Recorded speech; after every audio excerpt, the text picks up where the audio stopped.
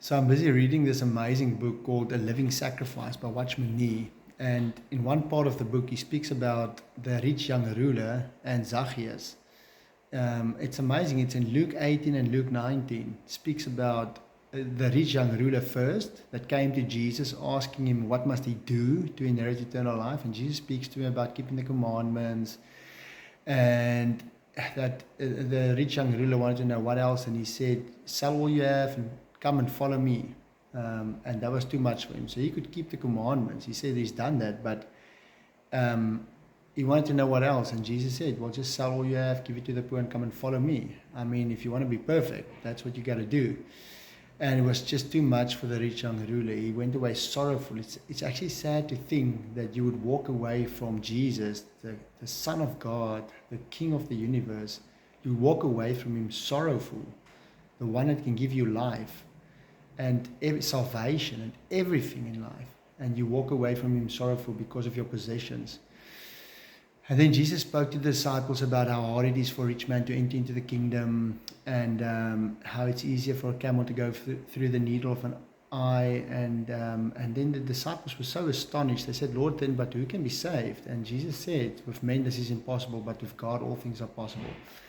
But what I love is how in just the next chapter, when it speaks about Zacchaeus sitting in the tree, just trying to see Jesus. And then Jesus calls him and tells him he must come to his house. And Zacchaeus came down and he was happy. And what I love is a part where it says he joyfully received Jesus. There was nothing. Zacchaeus didn't have anything of, Lord, what can I do for you? What am I supposed to do for you? He just joyfully received Jesus. And Jesus says, salvation has come to your house. And Zacchaeus, this rich tax collector, sinner, says that he would give half of his possessions away, half of his stuff, he would give it away, and he would restore fourfold to anyone that he has wronged.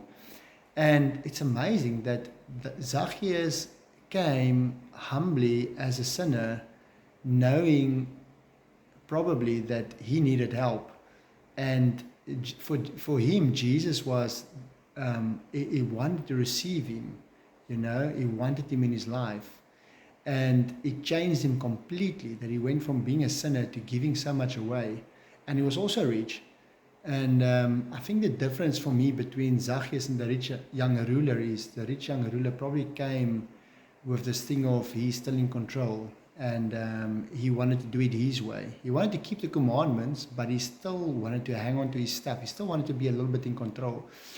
Whereas Zacchaeus, for me, is a person that just wanted Jesus. He joyfully received Jesus. And in receiving him, things changed in his life. So then he was willing to let go of so much.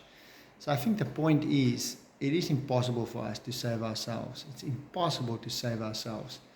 But what we need is not to do more and to try harder, but just to receive Jesus joyfully. And he's the one, when he's in your life, when his presence is there, things just start changing. Your life just starts changing. He brings you salvation. And it's something we can't earn. It's something we can't work for. We can just, with a humble heart, receive it and understand what a great honor and privilege it is to have Jesus in our lives. It's not we that are doing God a favor when we give our lives to him. Or what we can do for him, you know, that's not what it's about. It's really about we are the ones that's blessed. We are the ones not doing God a favor, but we are the ones being blessed, and we are the ones that's humbled and should be so thankful that we can receive God in our lives, and then things start changing.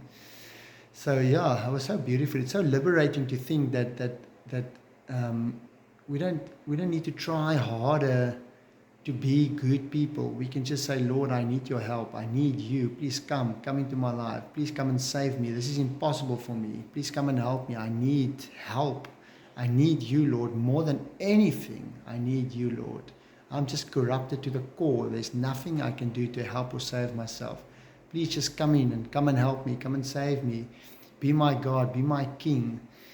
And receive him joyfully. Receive him with a thankful heart. And then things start changing.